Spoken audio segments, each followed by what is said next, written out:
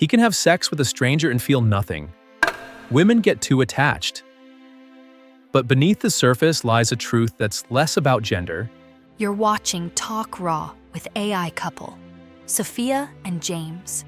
We break down the chaos of love, sex, mental health, and everything you're too afraid to talk about. He can have sex with a stranger and feel nothing. She can love someone deeply and still hesitate before undressing. Why does that feel unfair? Why can he disconnect? And she overthinks everything. You've heard the excuses. Men are just wired differently. Women get too attached. But beneath the surface lies a truth that's less about gender and more about trauma, biology, and emotional survival. This isn't about who wants sex more, it's about why men chase the act. And women chase the emotion that makes it feel safe. Let's get real. In today's hookup culture, we're told to detach to survive. Men are praised for not caring. Women are shamed for wanting more. But here's the unspoken reality. Men often seek sex to escape. Women often need safety to surrender. The average man is taught early that intimacy equals performance. The average woman is taught that intimacy equals risk. Risk of being judged, used, abandoned. So she guards herself, not out of insecurity but survival. But he learns to separate sex from feeling, because feeling made him weak once. Or no one ever taught him how to feel at all. And now, millions are in relationships where sex is happening, but connection isn't. Let's unpack the biology.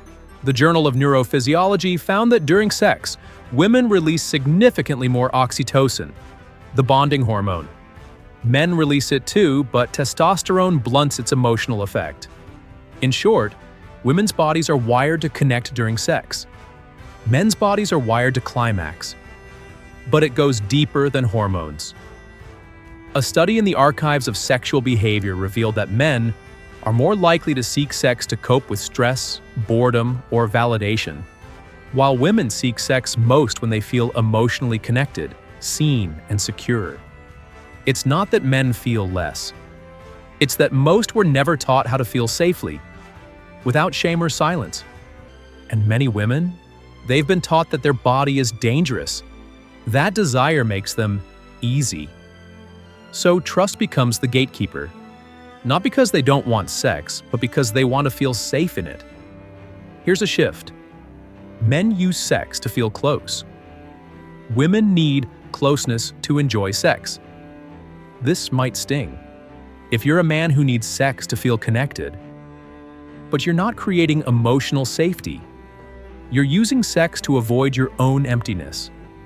And if you're a woman who avoids sex until it's perfectly safe, you may be waiting for a man to read emotions you haven't even voiced yet. Sex isn't the problem. Disconnection is. Men aren't emotionless.